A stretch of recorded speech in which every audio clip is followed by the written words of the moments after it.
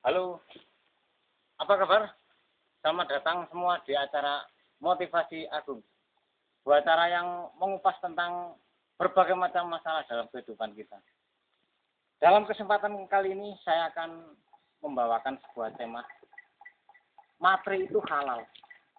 Dalam tanda kutip ya, asal yang benar. Ada sebuah ungkapan dari seorang teman mengatakan pada saya, seorang perempuan bila menyandang status 27 sedikit aja, biasanya perempuan itu pasti cari yang berduit. Tahu ya, 27. Wanita yang berparas cantik. Apakah kita mengamini komentar seksis dari sebagian lelaki tersebut? Saya sih menolak mentah-mentah. Tidak tahu tentang jawaban dari kalian semua. Sebab nggak hanya yang cantik.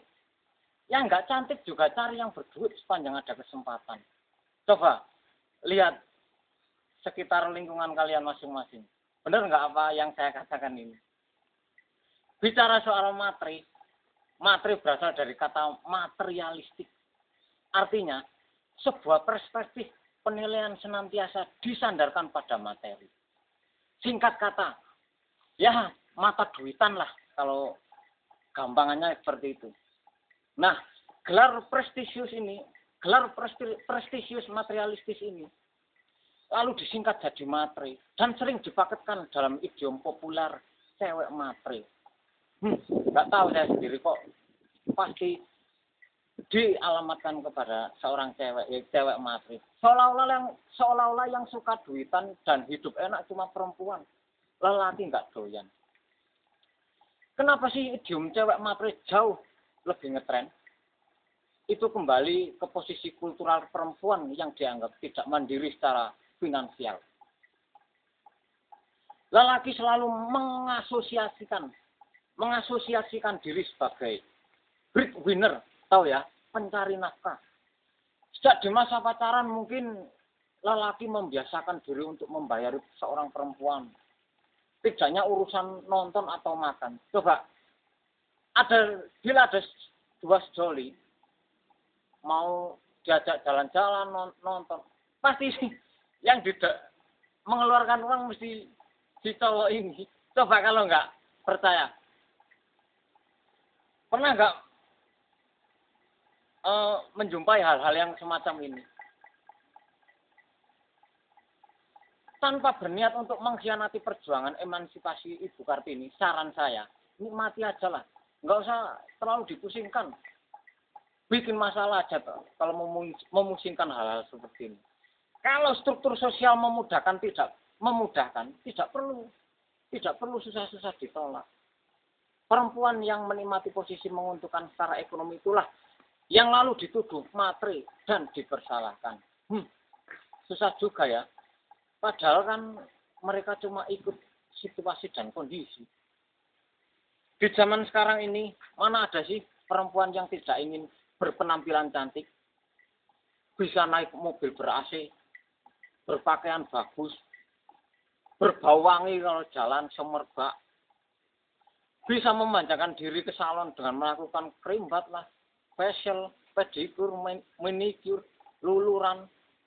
Siapa yang nggak suka seperti itu? Tiap weekend bisa jalan-jalan, shopping ke mall.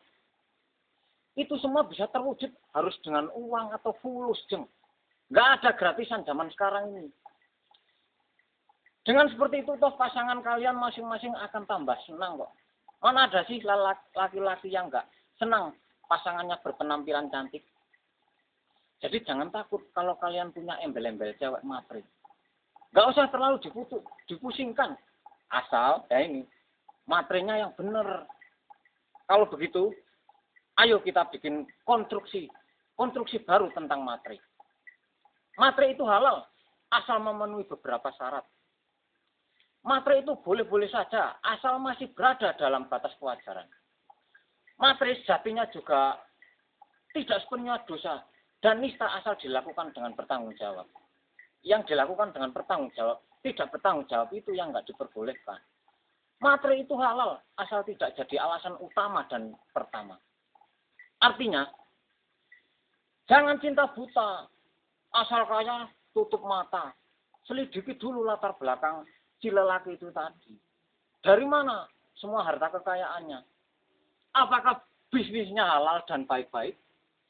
Apakah kekayaan itu didapat dari usahanya sendiri atau dari warisan orang tuanya? Peringkat lelaki yang kaya karena usaha sendiri itu biasanya lebih tinggi. Artinya, kemampuan untuk kerja keras dan berusaha, dan selalu berusaha itu biasanya berusaha teruji. Mentalnya juga teruji. Mereka adalah tipe pekerja keras yang menghargai uang dan usaha untuk memperolehnya. Lelaki, untuk yang kedua, lelaki dari keluarga yang kaya raya berada di peringkat kedua biasanya. Coba, lihat dulu mentalnya. Biasanya, tolong dengarkan baik-baik ini. Biasanya beberapa anak dari keluarga yang kekayaannya sundul langit dibesarkan dengan pola didik yang salah. Saya tidak mengatakan semuanya loh ya. Rata-rata kebanyakan. Biasanya orang yang berduit selalu mengentengkan, biasa semua bisa dilakukan kok. Kan toh saya punya uang banyak. Nah ini, banyak di antara mereka yang bisa hidup enak sehingga kurang tahan banting saat menghadapi perubahan hidup yang drastis. Nggak biasa, biasanya selalu pegang uang. Manakala ketika drop, turun ke bawah, kaget. Makanya nggak biasa itu tadi.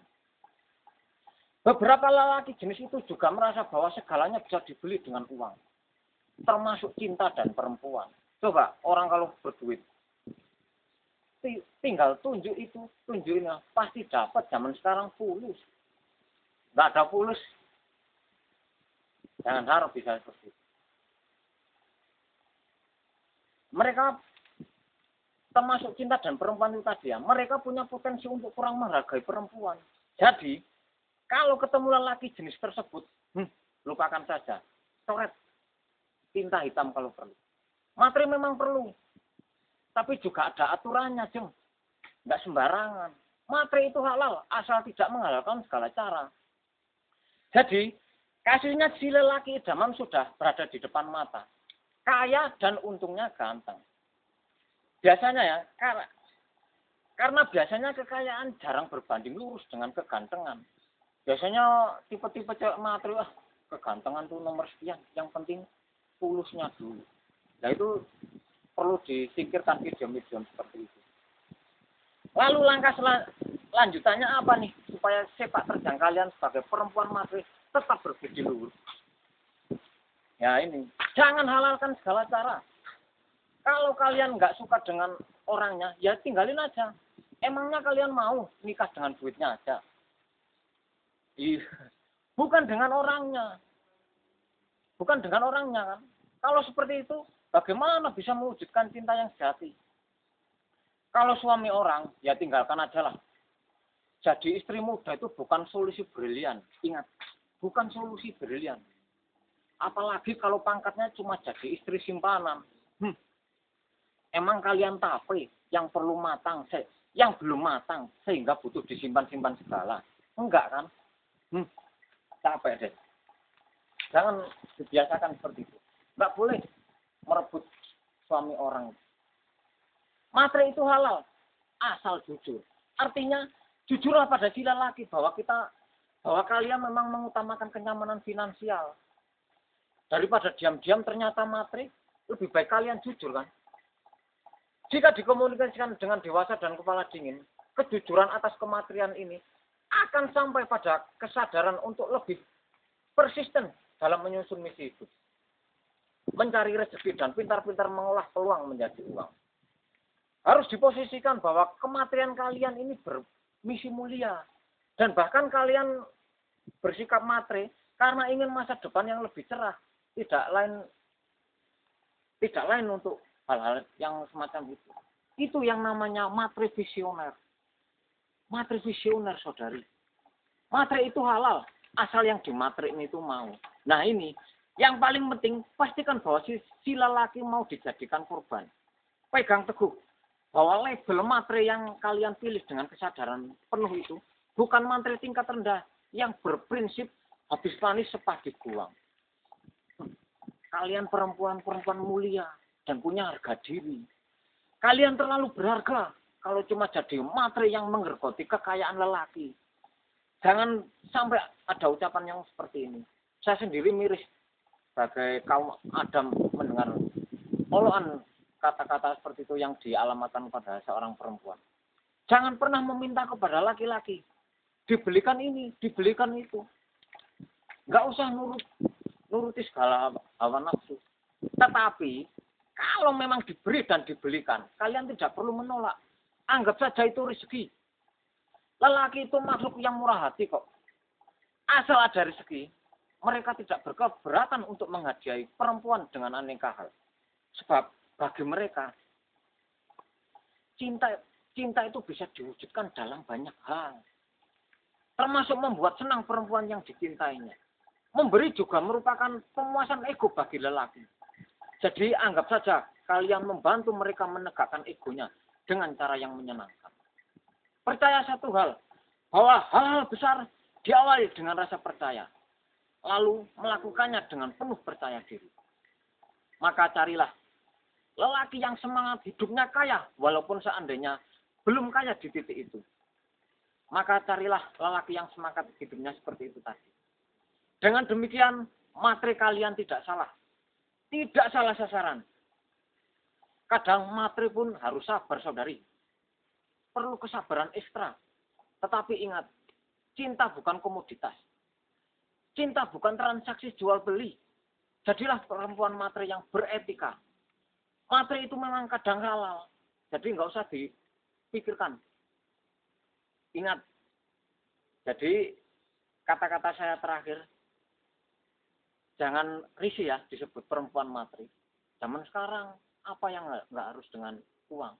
Semua ini itu harus dengan, segalanya harus dengan uang.